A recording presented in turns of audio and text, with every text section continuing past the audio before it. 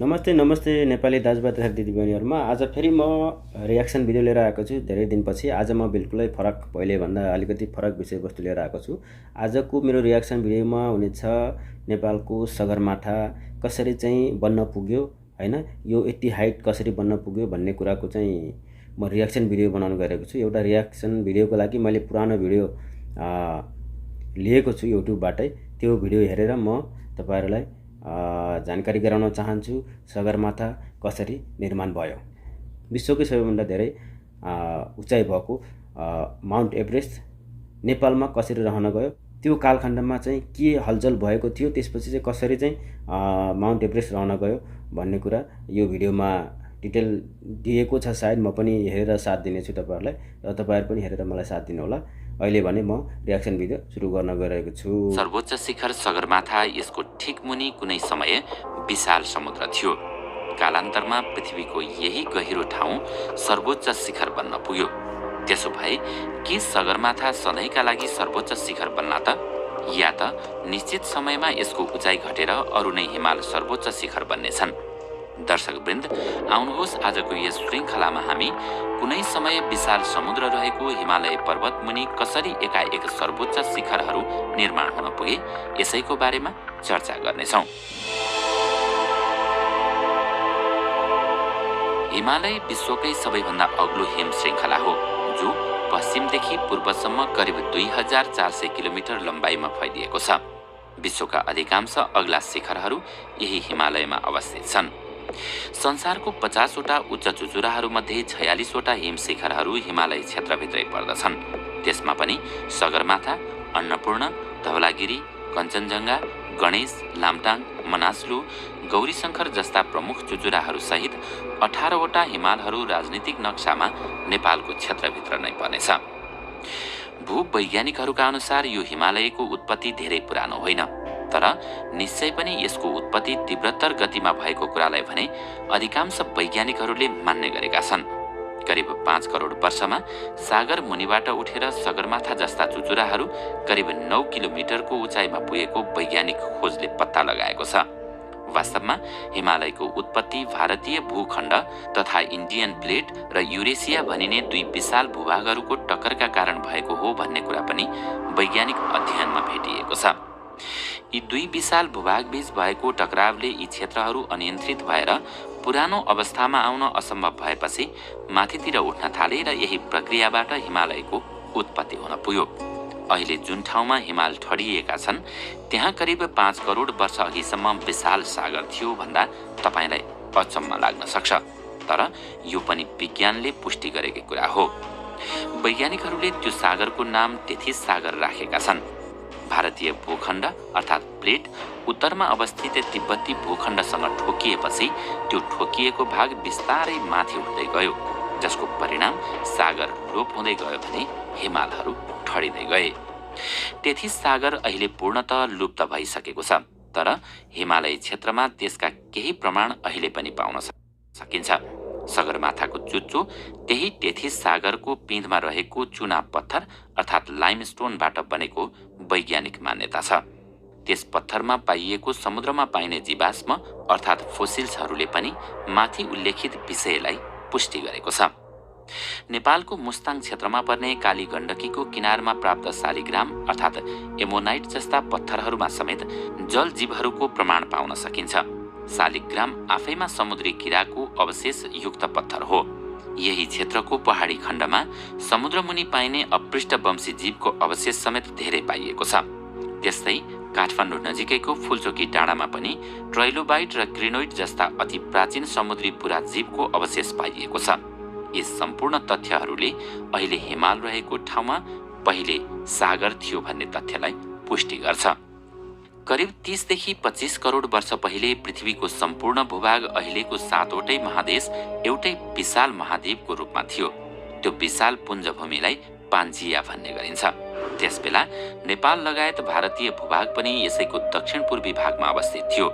पछि पृथ्वीमा निरन्तर भइरहने कम्पनका कारण पान्जिया टुक्रा टुक्रा भई फाटिन थाल्यो। भूगर्भविदहरूका अनुसार करिब 27 करोड वर्ष पहिले पान्जिया सर्वप्रथम उत्तरमा लरेसिया र दक्षिणमा गोडवाना ल्यान्ड गरी दुई भागमा विभाजित भयो। उत्तरतर्फको लरेसियामा, हालको युरोप र उत्तरी एसियामा पर्ने दक्षिणमा पर्ने गोन्डवानामा भारतीय उपमहादेश, अफ्रिका, अस्ट्रेलिया, दक्षिण अमेरिका र अन्टार्कटिका जस्ता महादेशहरू पर्थे। यिनै दुई भूमिहरूको बीचमा टेथिस सागर रहेको थियो। लगभग 21 करोड वर्ष अघितिर दक्षिणको गोन्डवाना ल्यान्ड क्रमशः पूर्वी र पश्चिमी गोन्डवाना गरी दुई भागमा टुक्रियो। त्यसपछि करिब 13 करोड वर्ष अघि पश्चिमी गोन्डवाना फेरि भारत, अस्ट्रेलिया र अन्टार्कटिका गरी धेरै टुक्रामा टुक्रिए। भूगर्भविदहरूका अनुसार 10 करोड वर्ष पहिले पश्चिमी गोन्डवानाबाट टुक्रिएको भारतीय खण्ड बेजोड शक्तिका साथ 100 वर्षको अवधिमा 15 मिटरको गतिमा उत्तरतिर सर्दै गयो। यसरी लगभग 6400 किलोमिटरको दूरी पार गरेपछि करिब 5 देखि 4.5 करोड वर्ष अघि भारतीय खण्ड तिब्बतीय खण्डसँग जुझ्न पुगेको हो। तिब्बती भागको भन्दा भारतीय खण्डको भूघनत्व बढी भएकोले तिब्बती भागतिर धकेलिँदै गएपछि यो भाग तल धसिँदै गयो। फलस्वरूप सागर तल पर्दै गयो भने हिमाल चुलिँदै गयो। त्यति बेलादेखि अहिलेसम्म पनि भारतीय खण्ड 5 सेन्टिमिटर प्रति वर्षको गतिमा उत्तरतिर अघि बढ्दैछ। यसरी कमजोर सामुद्रिक भूभाग मध्य र दक्षिण एसियाको बीच एउटा नवस्थलको सिर्जना भयो, जसलाई अहिले हिमालय भनिन्छ। यति बेला तपाईको मनमा लागिरहेको होला, त्यसो भए आखिर किन हुन्छ त प्लेटहरू बीच हलचल? पृथ्वीको माथिल्लो तहमा रहेको धरातल कैयौं टुक्राहरूमा विभाजित छ, जसलाई भूविज्ञानको भाषामा प्लेट भनिन्छ। यी प्लेटहरू मध्ये ठूला प्लेटहरूको संख्या केवल 7 वटा मात्र छन्। नेपाल तथा हिमालय रहेको प्लेटलाई इन्डियन प्लेटको रूपमा सम्बोधन गर्ने गरिएको छ। यस्ता प्लेटहरू पाञ्जीको समयदेखि मात्र होइन, पृथ्वीमा महादेशहरूको निर्माण कालदेखि नै चलायमान रहेको भूवैज्ञानिकहरू बताउँछन्। तर प्रश्न के उठ्ने गर्छ भने ती प्लेटहरू किन र कसरी सर्छन् त? वर्तमान पृथ्वीको बाहिरी आवरण मुनिको तह मेन्टल तातो लेदोको रूपमा रहेको छ। त्यो अर्धतरल अवस्थामा छ। धेरै तातो हुनाले त्यो तह ठोस अवस्थामा रहन नसकेको भूगर्भविदहरूको भनाइ छ। उनीहरूका अनुसार पृथ्वीको जति भित्र गइन्छ त्यति बढी तातो हुन्छ। यस्तो अवस्थामा तातो भाग माथितिर आउने र चिसो भाग तलतिर जाने प्रक्रिया चल्छ। जस्तो कि चिया दानीमा पानी तताउँदा सुरुमा पिँधको पानी तात्छ र त्यो तातेको पानी माथितिर आउँछ भने माथिको चिसो पानी तल जाने गर्छ। यही प्रक्रियालाई हामी पानी उम्लिनु भन्छौँ। यो प्रक्रिया चिया दानीको पानी तातेर पूर्ण रूपमा बाफ नबन्दासम्म चलिरहन्छ। यो प्रक्रियालाई विज्ञानको भाषामा संवाहन प्रक्रिया भनिन्छ। पृथ्वीको सतह मुनिको मेन्टलमा पनि यही संवाहन प्रक्रिया चलिरहन्छ। मेन्टल संवाहन प्रक्रियाको कारणले नै पृथ्वीको बाहिरी सतहका रूपमा रहेको विभिन्न ट्याक्टोनिक प्लेटहरू निरन्तर चलायमान भइरहन्छन्। भूगर्भविदहरूका अनुसार पृथ्वीको धरातलभित्रको मेन्टलमा तलबाट माथितिर निरन्तर तापको प्रवाह भइरहने हुनाले नै मध्य महासागरीय पर्वतहरूमा कडा ट्याक्टोनिक प्लेटहरूको उत्पत्ति हुने गर्छ। यी प्लेटहरू एक अर्को मुनि दबिएर जाने क्षेत्रहरूमा दबिँदै जाँदा क्रमशः नष्ट हुँदै जान्छन्। यसरी मध्य महासागरीय पर्वतहरूमा उत्पन्न भएका प्लेटहरू सरेर सबडक्सन जोनमा पुगेर नष्ट हुने क्रममा त्यसमाथिको धरती नै सर्ने गर्छ। हाम्रो हिमालयको सन्दर्भमा पनि यही भइरहेको छ। अफ्रिका र इन्डिया बीचको मध्य महासागरीय पर्वतहरूमा उत्पन्न भएको नयाँ प्लेटहरू पुराना प्लेटहरू क्रमशः पन्छाउँदै जाने क्रममा पुराना प्लेटहरू अघि बढ्नु बाहेक अरू उपाय रहेन। यसरी नयाँ बनेका प्लेटहरू बिस्तारै धकेलिएका इन्डियन प्लेट अहिलेको हिमालयको मुनि घुस्दै गएर नष्ट हुने क्रम जारी छ। अहिलेको सगरमाथा सहितका हिमालय पर्वतहरू आजभन्दा 5 करोड वर्ष पहिले टेथिस समुद्रको गर्भमा थियो। त्यसपछि लाखौं करोडौं वर्ष लगाएर भूगर्भीय हलचलका कारण सागरको गहिराई विभिन्न क्रममा माथि उठ्न पुग्यो र कालान्तरमा मोडदार पर्वत श्रेणीहरू निर्मित भए। जसरी हिमालय पर्वत उठ्यो त्यसै गरी क्रमशः महाभारत र यसका अन्य समकालीन पर्वतहरू पनि उठे।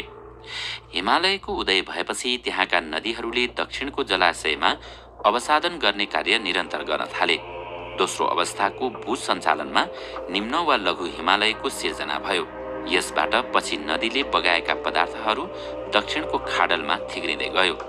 तेस्रो अवस्थाको भू सञ्चालनमा हिमालय अझै अग्लियो र यसै बेला चुरे शिवालिक जस्ता होचा पर्वतहरू निर्माण भए।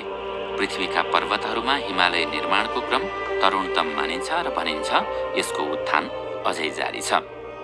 हिमालय उदय सँगसँगै दक्षिणको भूभाग खुल्ला मैदान बन्यो। हिमालय निर्माण कालमा उत्तरतिर आएको भूसञ्चालन शक्तिले धसिएको भूमि पछि गएर हिमालयमा आविर्भाव भएका नदीहरू तथा उत्तर भारतबाट बहेका नदीहरूले ल्याएका अवसाद तथा पदार्थहरूले दक्षिणको भाग भरिन र पुरिन गए। कालान्तरमा यस मध्यवर्ती मधेसी भागमा विशाल मैदान बन्दै गयो, जुन अहिले उत्तर भारतस्थित गङ्गा मैदानको रूपमा छ। हिमालय उत्थानकालमा यो भेगमा थुप्रै प्रागजीवहरू थिए। करिब 3 करोड वर्ष अघि उठेको पहाडका खोज र कापमा थुनिएका ताल तलैयामा कैयौं जीवहरू भेटिएको पुष्टि काठमाडौँ तथा चुरे पर्वतहरूमा प्राप्त जीवाश्महरूबाट हुन्छ। अत त्यस बखत हिमाली र पहाडी भेगमा भौगोलिक अवस्था अनुसार जीवन उपयुक्त थियो। भारतीय उपमहाद्वीप र नेपालको भूखण्ड बीच अर्थात् हालको गङ्गा मैदानमा ठूलो जलाशय धेरै समयपछिसम्म पनि विद्यमान थियो। चुरे पर्वत निर्माण हुँदासम्म यो खाडल पूर्ण रूपले पुरिएको थिएन। त्यस बखत चुरेको तलसम्म झ्याउ, झारपात, झाडी र घना वन जङ्गल थियो भन्ने कुरा चुरेको विभिन्न स्थानहरूमा प्राप्त कोइला खानीहरू र अवशेषहरूबाट थाहा हुन्छ। उत्तरको हिम क्षेत्र चिसो र दक्षिणको क्षेत्र गर्मी र तातो अवस्थाले गर्दा चुरेको यही हरियो स्वच्छ न्यानो काखमा जीवन योग्य कोख हुन गयो। यसै कारण गङ्गाको यो खाडल र होचो चुरे पर्वतको छिपछिपे शान्त किनार नै न्यानो पारिलो जीवनदायिनीको रूपमा विकास भई नेपालमा मानव सभ्यताको पहिलो प्रकाश परेको अनुमान हुन्छ। हिमालय उठ्दै जाँदा ठाउँ ठाउँमा नदीको बहावहरू छेकिनाले यहाँका होचा भूभागहरूमा पानीको मात्रा थपिँदै गएर काठमाडौँ, सिन्धुली, चितवन, नवलपुर, पोखरा, दाङ, देउखुरी, सुर्खेत, जुम्ला आदि उपत्यकाहरू जलमग्न भए र प्राग तालहरूको निर्माण भयो। पछि कालान्तरमा यहाँबाट जल निष्कासन भएपछि त्यहाँ वनस्पति हुर्किँदै गयो। तातो चिसो समयानुकूल चराचर आए गए र घुमन्ते मानिसहरू यस भेगतिर आकर्षित भए। भारतीय उपमहाद्वीपमा अनेकौं राज्य खण्डहरू खडा भए। मध्य एसिया र दक्षिण एसियाको साँधमा रहेको नेपाल यस क्षेत्रमा जन्मैदेखि स्वतन्त्र रहँदै आएको छ। समय समयमा नेपालको सीमामा केही हेरफेर भए पनि यो देश यस क्षेत्रकै लागि विशिष्ट राज्यका रूपमा विद्यमान छ। दर्शकवृन्द, आजको श्रृङ्खला तपाईलाई कस्तो लाग्यो हामीलाई कमेन्टमा अवश्य बताउनुहोला।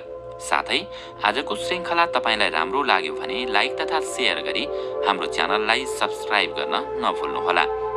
ओके, यो सँगै आजको मेरो रियाक्सन भिडियो सकिसकेको छ। आजको मेरो रियाक्सन भिडियो अलिकति फरक थियो, तपाईहरुले भिडियो हेरेर थाहा पाइसक्नुभयो। यो भिडियोमा धेरै नै महत्त्वपूर्ण कुराहरू, ज्ञानफुल कुराहरू छ सगरमाथा सम्बन्धी। तपाईहरुले पनि हेरेर सायद थाहा पाइसक्नुभयो होला। मैले हेरेर केही कुराहरू मैले पनि बुझ्ने मौका पाएँ नेपालको इतिहासको बारेमा, नेपालको हाम्रो सगरमाथाको बारेमा, विश्वकै सबैभन्दा धेरै हाइट भएको माउन्ट एभरेस्टको बारेमा। यो एकदम ज्ञानफुल छ भिडियो। तपाईहरुलाई पनि यसले चाहिँ धेरै कुराहरू सिक्न मद्दत गर्छ। जो चाहिँ भर्खरै पढ्दै गरेको विद्यार्थी भाइ बहिनीहरू हुनुहुन्छ, उहाँहरूलाई त एकदम राम्रो गर्छ। लोकसेवाको लागि पनि यसले केही हदसम्म सहयोग गर्छ भन्ने मैले आशा लिएको छु। यो सँगै आज म भिडियो अन्त्य गर्न गइरहेको छु। मेरो भिडियो मन पर्यो भने लाइक गरिदिनु होला, कमेन्ट गरिदिनु होला, अनि मेरो युट्युब च्यानललाई सब्स्क्राइब गरी बेल आइकन थिच्नु होला, ताकि सबैभन्दा पहिले मेरो भिडियो अपलोड भयो भने तपाईको नोटिफिकेसनमा आउनेछ। यति भन्दै म बिदा हुन चाहन्छु। हवस् त, नमस्ते।